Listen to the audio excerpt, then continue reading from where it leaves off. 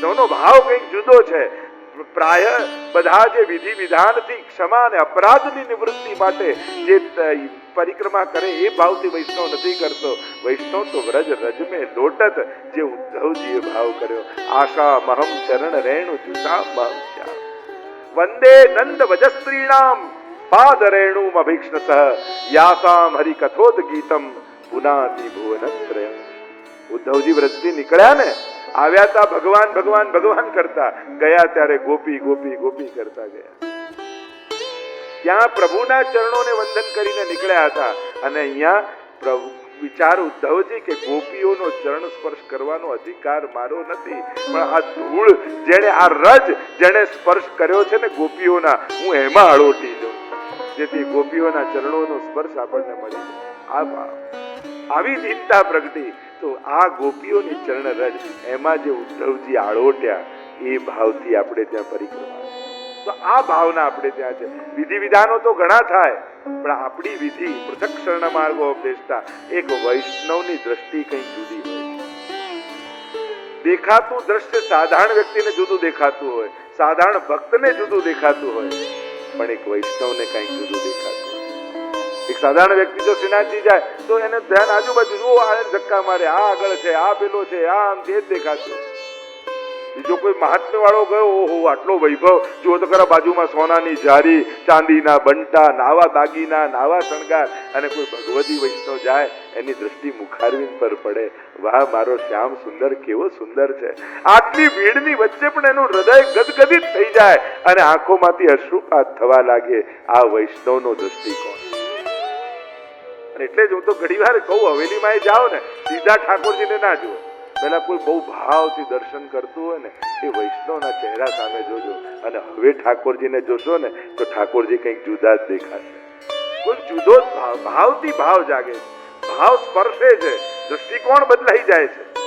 અને જયારે એ ભાવ જુઓ ને ત્યારે પ્રભુ કંઈક જુદા લાગે. આ વૈષ્ણવની ભાવના છે. અને એટલે ભીડમાં ભાગશો નહીં, મહાપ્રભુજીને સાંભળો, ગુસાઈજીને વાંચો, ગોકુલનાથજીને, હરિરાયજીને વાંચો, એ તમને દ્રષ્ટિ આપે. અજ્ઞાન તિમિરાંધસ્ય જ્ઞાનાંજન શલાકયા. આ જ્ઞાનનું અંજન શું છે? કેમ ઠાકોરજીને જગાવતા પહેલા મહાપ્રભુજીને અને ગુસાઈજીને યાદ કરાય? એ યાદ કરવું એટલે કેવલ મહાપ્રભુજીને ગુસાઈજીના સ્વરૂપને જોવા નહીં, પછી તો ભાવ એવો કરવો કે હવે જે લાલનને જગાવવા જઈ રહ્યો છું એને મારે મારી આંખે નથી જોવા, શ્રી વલ્લભની આંખે જોવા છે. કે આજ લાલનને જો મહાપ્રભુજી જુએ તો એમને લાલન કેવા દેખાય? આજ લાલનને જો ગુસાઈજી ગોદમાં લે તો ગુસાઈજીને કેવો રોમાંચ થાય? એ ગુરુના ભાવને મારી આંખોને હૃદયમાં પધરાવી હવે મારે ઠાકોરજીની સેવામાં જવું. અને જ્યારે આ રીતે યાદ કરશો ને તો સેવાનો આનંદ જ કંઈક જુદો આવે. અહીંયા ગિરિરાજ બાબાને ધારણ કર્યા, ચતુર્ભુજ રૂપ ધારણ કર્યું. 7 દિવસ થઈ ગયા. ઇન્દ્ર ક્ષમા માંગવા માટે આવ્યા. દુગ્ધાભિષેક પરમાત્માનો કર્યો છે. પ્રભુનું નામ બોલો, ગોવિંદ ભગવાન કી જય. ગોવિંદ નામ પડે. સુરભી ગાયથી અભિષેક કર્યો છે, વંદન કર્યા છે, ક્ષમા માંગી છે. અને પ્રભુએ ક્ષમા આપી છે કે તે અપરાધ તો કર્યો, પણ તારા પાપમાં પણ એક પુણ્ય છુપાયેલું છે. કે શું? કે જે ભક્તો બધા દૂર હતા એ બધાને તે મારી શરણે લાવી દીધા. મહાપ્રભુજી સમજાવે છે કે 7 પ્રકારના અન્યાશ્રયો વ્રજવાસીને હતા. એ 7 પ્રકારના અન્યાશ્રયો 7 દિવસમાં ઠાકોરજીએ છોડાવી દીધા. ઘણીવાર આપણું સામર્થ્ય જ આપણા કલ્યાણના આડે આવી જતું. ઘણીવાર આપણું બળ, આપણા ગુણ, કારણ કે અવગુણ ઘણીવાર નથી નડતા, એટલા ગુણો નડી જાય. જો અવગુણનો ક્યારે કોઈ, મારા જેવો ગુસ્સો દુનિયામાં કોઈ ના, આવો કોઈને અહંકાર આવે? મારા જેવો લોભ કરીને બતાવે તો હું માનું, આવો કોઈને અહંકાર આવે? અવગુણના ક્યારે અહંકાર નથી હોતા. અહંકારનો ડર સદગુણ વાળાને જ હોય. મારા જેવો સહનશીલ કોઈ નહીં, મારા જેવો ઉદાર કોઈ નહીં, મારા જેવો શાંત કોઈ નહીં. અહંકારની સંભાવના તો આવડત વાળાને જ. અને એટલે ઘણી વાર વૈષ્ણવને વારે ઘડીએ દીનતા રાખવો, ભાવ. તો ઘણી વાર એવું થાય, અમે પાઠ કરીએ, સેવા કરી, છતાંય બધા અમને જ કે આમ સાચો, આમ સાચો, આમ સાચો. અરે આ કાંઈ નથી કરતા, એને કોઈ નથી કહેતું, એને જરૂર નથી. તારામાં અહંકારની સંભાવના છે કે તારામાં ગુણો છે, એટલા માટે ગુણો જ સંભાવના છે. જેનામાં કાંઈ જ નથી એને શું આવવાનું?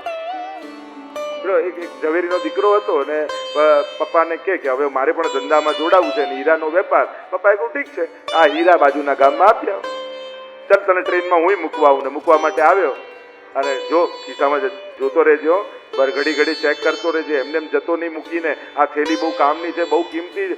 100 વાર એને ટોકી દીધો. એટલે એનો પિત્તો ગયો, યુવાન લોહી. કહું પપ્પા જો સામે પેલા છોકરાને મૂકવા આવ્યા છે ને પપ્પા, એને કઈ કહે છે તમે મને 100 વાર ટોકી દીધો, આવું કેમ? ત્યારે પપ્પાએ કહ્યું પેલો ફરવા જાય છે અને તારી પાસે હીરા છે. એમ જે ફરવા જ આયા છે એને દુનિયામાં કાંઈ કહેવાની જરૂર નથી, પણ મારા વૈષ્ણવો તો ભાવનો હીરો લઈને આવ્યા છે.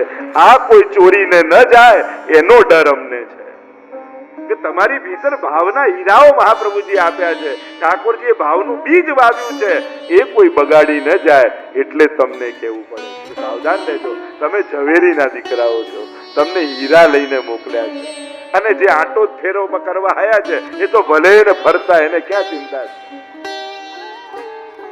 અહીંયા પ્રભુ 7 પ્રકારના અન્યાશ્રયોને દૂર કરે છે. પ્રેમનો સ્વભાવ જ અનન્યતા છે, અને અનન્યતા પ્રગટે ત્યારે જ પ્રભુની પ્રાપ્તિ થાય. તો દરેક ટેકાઓ ખેંચી લીધા. ઘણીવાર અસમર્થતાનું ભાન પ્રભુમાં શરણાગતિ આપણને આપે. સંકટ આવે જ્યારે એમ થાય, પહેલા તો એમ હતું આપણું તો બહુ મોટું ફ્રેન્ડ સર્કલ ને ઘણાને ઓળખીએ ને ઘણાને આમ થાય. કોરોના આવ્યું તો આપણે જ આપણા સર્કલને મેસેજ કરવા પડ્યા કે હું પોઝિટિવ છું, આવતા નહીં. આપણું જ અસમર્થતા થઈ જાય અને ત્યારે એમ થાય કે ઠાકોરજી સિવાય કોઈ છૂટકો નથી. પ્રભુ નિસ્સાધનતા આપે ઘણીવાર, કારણ કે સંસારનું સામર્થ્યનું બળ જ્યાં સુધી લાગ્યા કરશે ને ત્યાં સુધી ભગવાન પર પૂરો ભરોસો નહીં. કારણ કે ઘણા છે, ઘણા લોકો છે, ઘણા પડ્યા છે, ઘણા આમ છે. જયારે આ સુધી લાગ્યા કરશે ને ત્યાં સુધી એમ નહીં લાગે કે મારું કાર્ય તો ઈશ્વર જ કરનારો છે, એના સિવાય મારું કાંઈ થવાનું નથી. પણ જયારે જોયું કે બધું ત્યાં ને ત્યાં રહી ગયું, ઈશ્વર કૃપા સિવાય બીજું કોઈ સાધન નથી, તો આપમેળે જીવ જાય. વ્રજવાસીઓના બધા પ્રકારના અન્યાશ્રયો છોડાવી દીધા, અને છોડાવી દીધા ત્યારે અનન્યતા સિદ્ધ થઈ. પ્રભુના શરણે આવ્યા છે. ઇન્દ્રએ સ્તુતિ કરી છે પ્રભુની, અને ઠાકોરજીનું નામ ગોવર્ધન ધારી પડ્યું. ગિરિરાજ મમ પ્રભુ શ્રી ગિરિરાજ ધારી. પ્રભુ 3 વસ્તુ ધરે છે. પ્રભુ સૌથી પહેલા વેણુ ધારી છે, અને પ્રભુ વેણુ ધરે તો પ્રેમનું દાન કરે. પ્રભુ ચક્રધારી છે, ચક્ર ધરે તો અભયતાનું દાન કરે. અને પ્રભુ ગિરિરાજધારી છે, અને ગિરિરાજ ધરે તો આશ્રયનું દાન કરે. તો એ પ્રેમનું દાન કરનારો છે, અભયનું દાન કરનારો છે, અને આશ્રયનું દાન કરનારો છે. એવા આપણા પરમાત્મા, એવા આપણા શ્રી હરિ. ગોવર્ધન યાગની કથાને વિરામ આપીએ. હવે રાસ પંચાધ્યાયની કથામાં પ્રવેશ કરીએ. અધિકારીઓની કથા છે. બધી વાત બધા માટે નાય હોય, બધી વાત દરેક ઉંમર માટે નાય હોય. ક્યાંક એની મેચ્યોરિટી ડેવલપ થાય પછી ચર્ચા થાય. પણ એક વાત સ્પષ્ટ છે, ભાગવતમાં અને એમાં પણ વિશેષ કરીને 10મ સ્કંદમાં કોઈ લૌકિક વાત નથી, કારણ કે ત્યાં કોઈ લૌકિક વ્યક્તિઓ નથી. સૌથી પહેલા તો એ સમજી લો કે કથા કહી કોણ રહ્યું છે? સુખદેવજી. યમ પ્રવ્રજંતમ અનુપેતમ અપેત કૃત્યમ દ્વૈપાયનો વિરહ કાતર આજુહાવ પુત્રેત તન્મય તયા તરવો વિનેદુ તમ સર્વભૂત હૃદયમ મુનિમાનતો. જેને ઈશ્વર સિવાય બીજું કાંઈ દેખાતું જ નથી એવા સુખદેવ, જેને ગર્ભમાં જ પરમાત્માના દર્શન થઈ ગયા, જન્મતાની સાથે પરમાત્માએ દર્શન આપ્યા એવા સુખદેવ. જન્મતાની સાથે દિગંબર અવસ્થામાં દોડ્યા, ક્યાંક સંસાર મને બાંધી ન લે એવા સુખદેવ. અપ્સરાઓ નાતી હતી, પ્રસંગ આવે છે ને કે બધા વ્યાસજી ગયા તો વસ્ત્રો પહેરે, આ ગયા તો ફેર ન પડ્યો. પૂછ્યું કે આવું કેમ? મારો યુવાન દીકરો તમને શરમ નથી લાગતી, મારા જેવો ગરડો સંકોચ લાગે છે, આવું કેમ? ક્ષમા કરજો મહાત્મન, આ વૃદ્ધ ભલે છો, પણ આપણા મનમાં એટલો ભેદ તો છે કે આ સ્ત્રી છે ને આ પુરુષ છે. આપના પુત્ર તો ઈશ્વર સિવાય બીજું કઈ જોતા જ નથી. એને તો આત્મદર્શન થાય છે, દરેકની ભીતર જે વિરાજે છે એની જ ઝાંખી થાય. એવા સુખદેવજી કોઈ સ્ત્રી પુરુષના ગરબાની કથા કરે? એટલે જ જ્યારે પરીક્ષિતને શંકા થઈ ને કે આ રાસ કેમ કર્યો પ્રભુએ, ત્યારે સુખદેવજીએ કહ્યું, રેમે રમેશો વ્રજ સુંદરી બી યથાર બક સપ્રતિબિંબ વિભ્રમ. આ તો એક નાનું બાળક અરીસામાં પોતાના પડછાયા, પોતાના પ્રતિબિંબ સાથે રમે ને એવી આ નિર્દોષ લીલા છે. કારણ કે ઈશ્વર સિવાય બીજું કઈ છે જ નહીં. એકોહમ બહુશ્યામ પ્રજાય,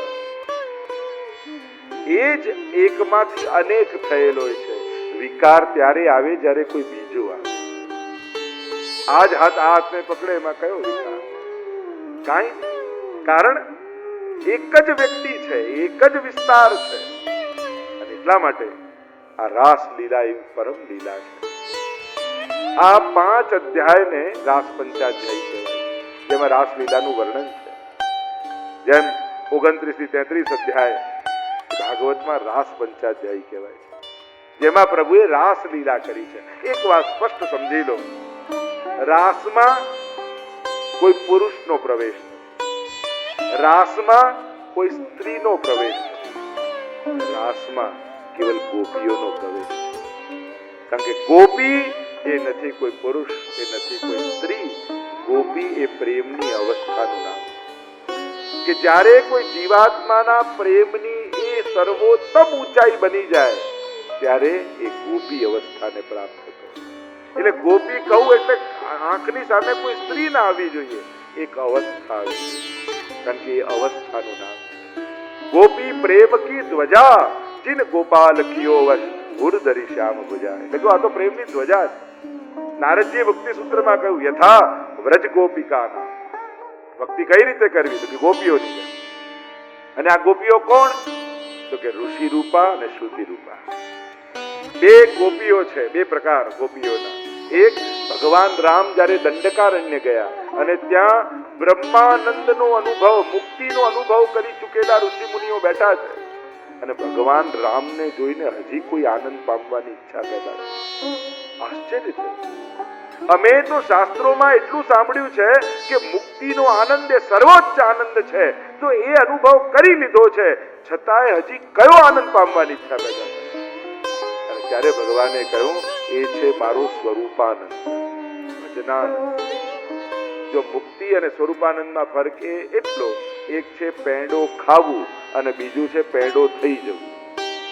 મોક્ષ એટલે પેંડો બની જવું. તો પેંડા બની જવામાં આનંદ છે કે પેંડો ખાવામાં આનંદ, ચાખવામાં આનંદ?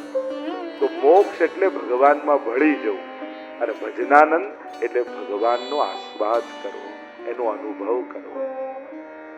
તો કહું ભજનાનંદ, તો કે આનો અનુભવ અમને ક્યારે થાય? તો કે હમણાં તો મર્યાદા પુરુષોત્તમ રૂપે છું. હે ઋષિ મુનિઓ, જ્યારે કૃષ્ણ બનીને આવું, પૂર્ણ પુરુષોત્તમ બનીને આવું, ત્યારે તમે ગોપીઓ બનીને પ્રગટ થશો, ત્યારે તમને અનુભવ કરાવે. તો એ જે યુથ છે એ ઋષિ રૂપા ગોપીજન. એ જ રીતે વેદની ઋચાઓએ આનંદ માત કર્પાદ મુખોદરાદી અનેક પ્રકારથી બ્રહ્મની વ્યાખ્યાઓ તો કરી. સત્યમ જ્ઞાન અનંતમ બ્રહ્મ.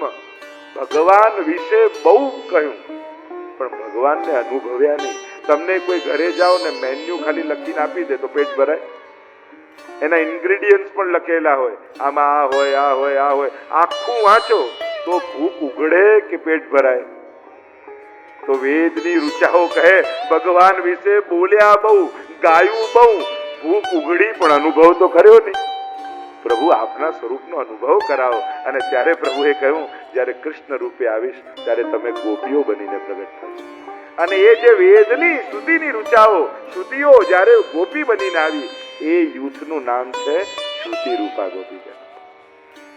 તો આ રાસ લીલામાં પ્રભુ કરવાના શું છે? તો મહાપ્રભુજી આજ્ઞા કરે છે સુબોધનીજીમાં, બ્રહ્માનંદા સમુદ્રુત્ય ભજનાનંદ યોજને લીલાયા યુજ્યતે સમ્યક સાતુર્ય વિનિરૂપ્યતે. સુબોધનીજીની કારિકામાં મહાપ્રભુજી આજ્ઞા કરે છે કે પ્રભુ આ રાસ શા માટે કરશે? કે બ્રહ્માનંદ સુધીનો અનુભવ વ્રજભક્તોને કરાવી દીધો. અને જ્યારે એમણે કહ્યું કે હે લાલન, અમે સાંભળ્યું છે તું તો નારાયણ છું, ક્યારેક તો અમને વૈકુંઠના દર્શન કરાવો. અને ભગવાન વૈકુંઠ લઈ ગયા. કરો મારા દર્શન. જોયું તો સુવર્ણના સિંહાસન પર નારાયણ બિરાજમાન છે, બાજુમાં લક્ષ્મી બિરાજ્યા છે, વેદ મંત્રોના ગાન દેવતાઓ કરી રહ્યા છે. અને આ જોઈને ડરી ગયા વ્રજવાસી. કે ના, આ કૃષ્ણ અમને નથી જોઈતો, અમારો તો વ્રજનો જ કૃષ્ણ સારો છે. વ્રજજન વૈકુંઠ સુખ જોઈ વળ્યા, ન ગમ્યું ત્યારે બ્રહ્માનંદમાં ભળ્યા, અરે ઘેર સ્વરૂપાનંદ સુખ અતિશય ગળ્યા, વ્રજવાડુ રે વૈકુંઠ અહીંયા. આપણે ત્યાં એટલે જ કહ્યું ને, અરે જોઈએ ત્યાં તો વ્રજવાસીઓ કહે સૌથી પહેલો વાંધો તો અમને એ છે કે વૈકુંઠમાં આપની બાજુમાં લક્ષ્મી બેઠા, અને અમારા માટે તો રાધે કૃષ્ણ રાધે કૃષ્ણ રાધે કૃષ્ણ, और राधा निकाल दो तो आधे कृष्ण आधे कृष्ण आधे कृष्ण. राधा बिना हमारा तो श्याम भी आधा है, અને અમને વાંધો એ આવે બાજુમાં લક્ષ્મીજી બેઠા, અમારો તો વ્રજનો કૃષ્ણ સારો. અને બ્રહ્માનંદ સુધીનો અનુભવ કરી લીધો છે, અને એટલે હવે બ્રહ્માનંદના આનંદમાંથી કાઢી સ્વરૂપાનંદનો અનુભવ કરાવે. તો આ 5 પ્રકારથી પ્રભુએ સ્વ સ્વરૂપનું સ્થાપન ભક્તોમાં કર્યું. તો આ 5 પ્રકારે 5 અધ્યાયમાં લીલા કરી, એટલે આને કહેવાય રાસ પંચાધ્યાયી.